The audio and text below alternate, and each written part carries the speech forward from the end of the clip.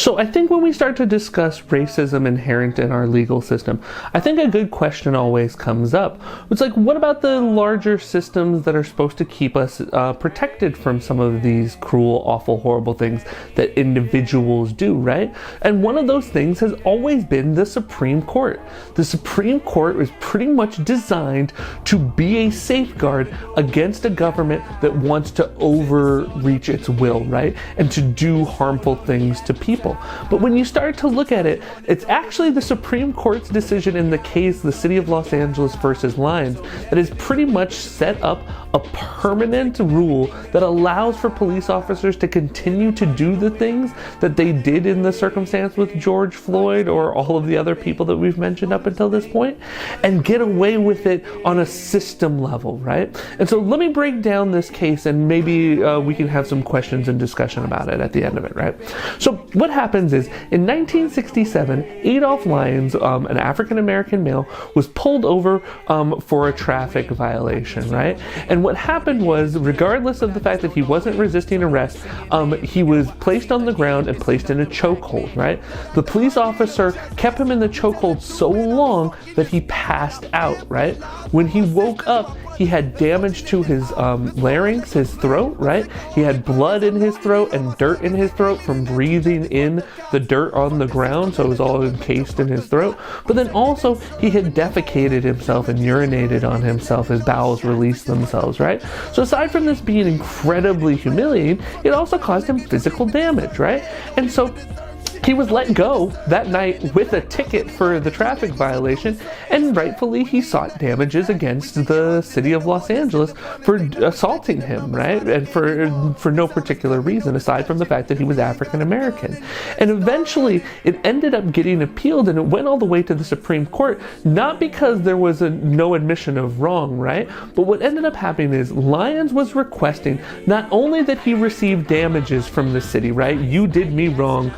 I deserve compensation for that and an apology. But he wanted to make sure that they could stop the chokeholds from ever happening to anyone else again. So he sought what's called an injunction, right? Which would pretty much be just the court saying, hey, you, City of Los Angeles, you need to make sure that all of your police officers are never using chokeholds ever again. Sounds pretty reasonable, right? Well, he ended up losing the case in a 5-4 decision because what the court ultimately said was, Lyons didn't meet the legal proof burden, saying that he couldn't prove that unreasonably beyond this one incident that he himself would be choked by police officers again. He couldn't prove an immediate threat to himself, and that was one of the thresholds. Another one of the thresholds that the court said that he was unable to meet was the idea that everybody universally could be afraid of chokeholds, right? The police officers don't chokehold everybody, so you can't get them to stop it universally either, right? And then the kind of last burden that they were kind of looking at is just this idea of whether it's real threats or just, hypothetical conjecture. And it's worth noting that the 5 Supreme Court justices that decided to say that Lyons was under no immediate threat in the future were all white, right? And that goes to speak to the 2 different types of legal systems in America, right?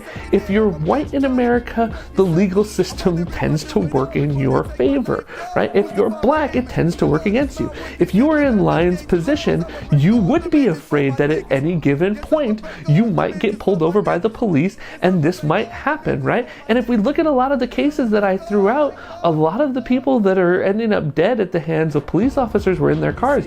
Philando Castile was shot in his car for telling a police officer that he had a legal gun. He let them know, hey, I have a gun and it's legal, and he still ends up getting shot in his car.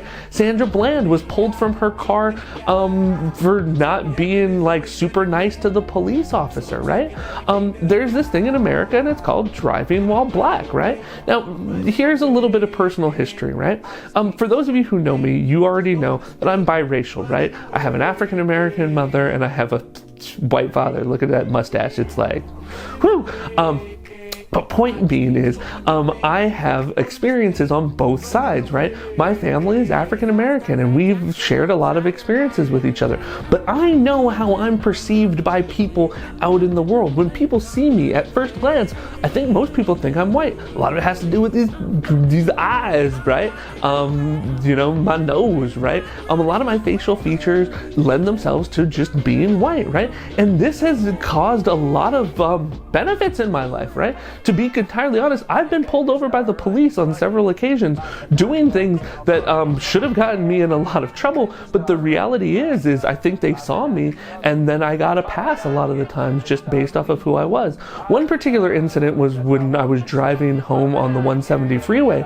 Police officers had stopped traffic, but it looked like they were letting cars through, right? A few cars went ahead of me and I went through, and a police officer literally jumped in front of my car, pointed a gun directly at my face and screamed for me to stop moving. And in that split second, I have to think, if he hadn't seen a white guy, I don't know if I would still be here talking to you, right?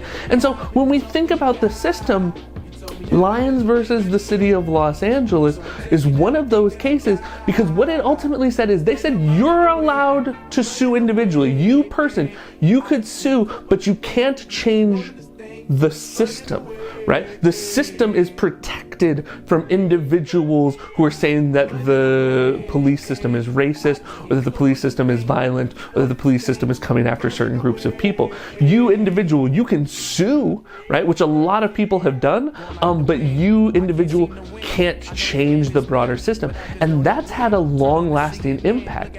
The only thing that would change the city of versus Los Angeles versus Lyons decision would be for there to be a new Supreme Court case involving these issues now. And so that would require someone or some group to bring up a case like George Floyd's and take a look at racist policing in America and challenge that idea that you cannot predict that police are going to be more violent towards African Americans. Again, this is complicated by the fact that we don't have a lot of data. Why? Because they won't let us collect the data. Do you see how now the system is starting to protect itself from all of its own wrongdoing, right? You can't tell us we're bad because you don't have the data to show that we're bad. Can we collect data? No. So that's kind of where we're at with this, right? And so it would take someone, and this is where I'm kind of challenging y'all, right? Again, there's lots of ways to change the system. We can do it with Molotov cocktails, but we can also do it by challenging the legal system, okay? So I got some questions for you. Handle. All right, thank you.